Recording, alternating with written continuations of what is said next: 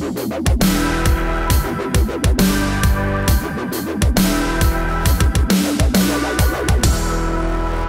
everybody. Welcome to your members only Right Angle. I'm Bill Little here with Steve Green and Scott Ott. And I know this is getting a little redundant, but honestly, sometimes it's just necessary to simply keep you updated on the you know what it's like? It's here's what I feel like, guys. Sometimes I feel like I'm one of those guys sitting at an outpost with the camera aimed at Mount St. Helens, you know? You know the ground is rumbling, and you know that something is just going to implode and explode or whatever, and bad things are going to happen. And these are just the tremors of the signs of what I think is just the absolute collapse of the entire progressive idea. So today we have this for you.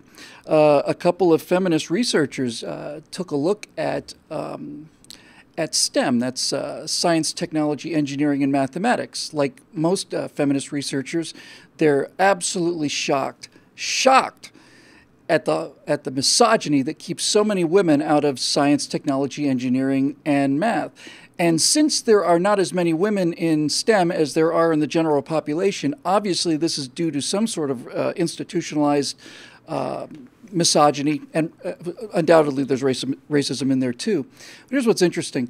These two women interviewed 8 female STEM students, and these 2 professors recently concluded, and this is a quote, that masculine, unquote, norms are to blame for the lack of female STEM graduates. According to these professors, going to the article, brace yourself, guys. Here's some of these masculine norms that need to be eliminated from science, technology, engineering, and math. Masculine norms include, quote, asking good questions, quote, capacity for abstract and rational thought processes, motivation, independent thinking, and relatively low fear of failure. Well, we can't have that. No, we can't have that. Steve, let's start with you.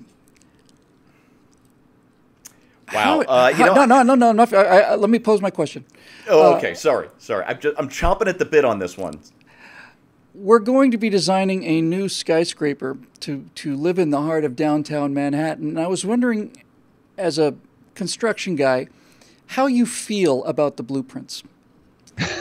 Yeah, Bill, I'm glad you set me up that way. Let me tell you what. My original intention when we were talking about this behind the scenes was to come at this from kind of a comic angle, the absurdist angle, well, clearly feminist, or it's now the feminist position that women are unfit to be engineers, and I suppose that's true if feminists actually do back up this feminist study.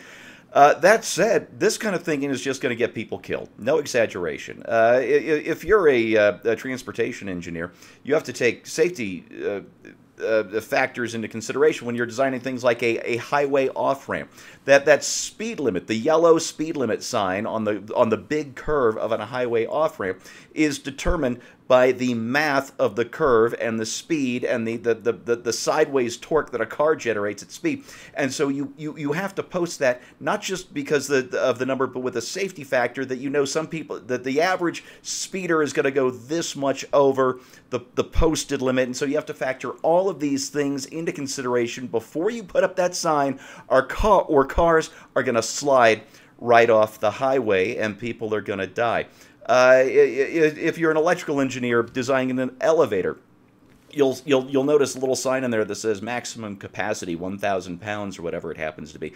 Well, again, that's not the actual capacity. You have a safety factor built in, and for elevators, it may be something like 2 or 3 times the posted number, and you don't just have to know what number to post on there. You have to be able to calculate those actual figures, the stresses involved, the heights involved, the speeds involved, or that elevator is going to come crashing down and people are going to die. But if that's the price it takes to wipe out a masculine profession, not a male profession, but a masculine profession, then that is what the progressives and the feminists will do.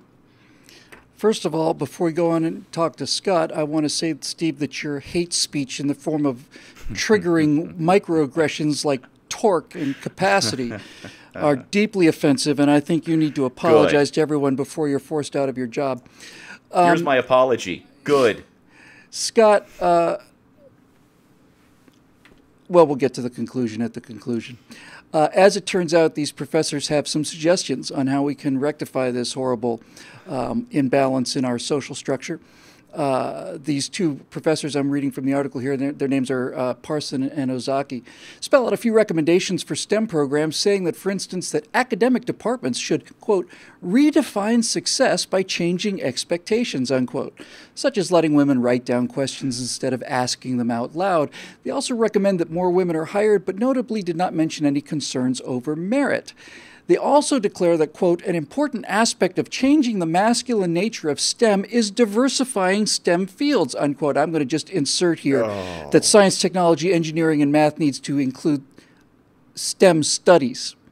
You see, STEM studies is what I think we ought to really do. Actually, if I'm just going to cut off the rest of it, I think what they're really pushing for, Scott, I think what these feminists are pushing for is they are pushing for a program called STEM Studies, which will be granted the full measure of respect that science, technology, engineering, math, and STEM studies all include. So it's STEMs, you see. And the nice thing about STEM studies is it's hard to be an engineer, but studying engineers, not so hard at all. Well, and I think after that, we'll need a major that is actually a study of STEM studies, sort of like STEMology-ology studies. Point. I hadn't considered that. I want to, first of all, note on behalf of our female viewers how effective Stephen Green was at mansplaining engineering to the ladies. Thought that was very helpful. My bad, Scott. I remember when I first started hearing this notion that girls were not going into careers that involved mathematics, because primarily they were uncomfortable raising their hand in class in high school or elementary school. And so this was holding them back, and that teachers needed to make provision for these girls who were being hampered. And the other thing that was really killing their burning desire to go into engineering or science or technology or math was the fact that they were playing with dolls, whereas I was playing with G.I. Joe. And of course, G.I. Joe wanted me to go to college to study math.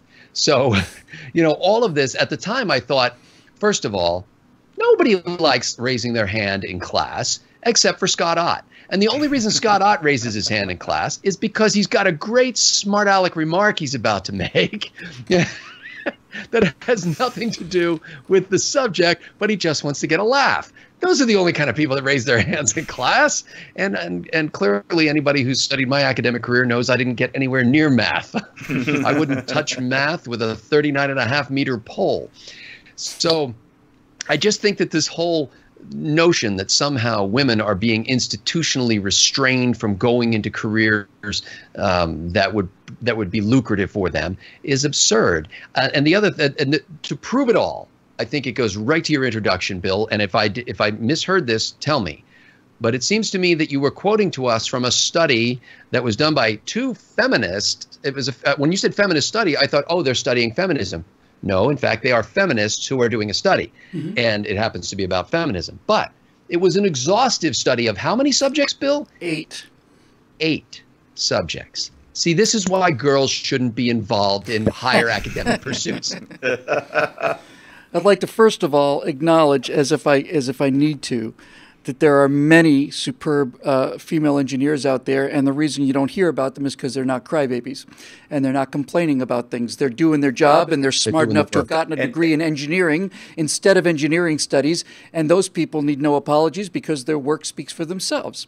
And Bill, I'll wager they're conservatives because it is a conservative profession. Well, in science, if you're wrong, you learn something. In engineering, if you're wrong, people get killed. This is the news flash for these ladies. To be extraordinarily good in engineering, and I know a few of them, you got to be a pretty odd duck. It's got nothing really to do, I don't think, with your gender so much as you got to be an odd duck. And by happy coincidence, yesterday I heard a joke that goes to this. Gentlemen, what's the difference between an introverted engineer and an extroverted engineer? An introverted engineer looks at his shoes while he's talking to you, but an extroverted engineer looks at your shoes while he's talking to you. This is the world that engineers and scientists and mathematicians inhabit. It is a world that is within a world, and they are often so strange and so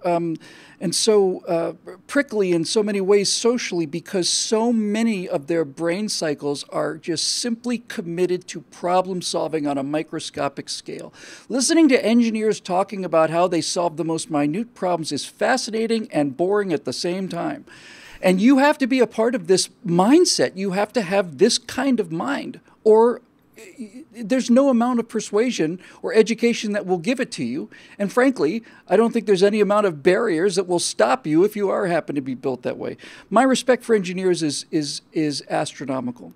It's limited only by the quality of the instruments that engineers have devised to study astronomical events. And to trivialize what they do is to trivialize reality, and it is in fact the entire purpose of the left. When you get right down to it, by trying to say that engineering and science and mathematics need to be more emotional, what you're really trying to do is you're trying to convince the world and yourself that external reality is subject to what you want to have happen. Because then, finally, you as one of these researchers are equal with engineers. You don't have to study very hard. You don't have to study at all. As long as how you feel about things is the same as what you know about things, progressives will be happy and bridges will fall down.